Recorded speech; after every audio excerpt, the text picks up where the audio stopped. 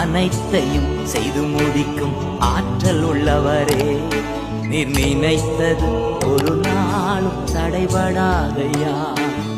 அனைத்தையும் செய்து முடிக்கும் ஆற்றல் உள்ளவரே, நீர் நினைத்தது ஒரு நாளும் தடைபடாதையா.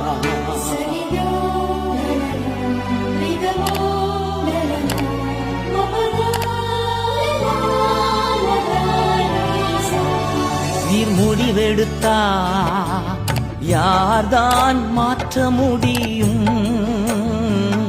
நீர் முடிவெடுத்தா யார்தான் மாற்ற முடியும்?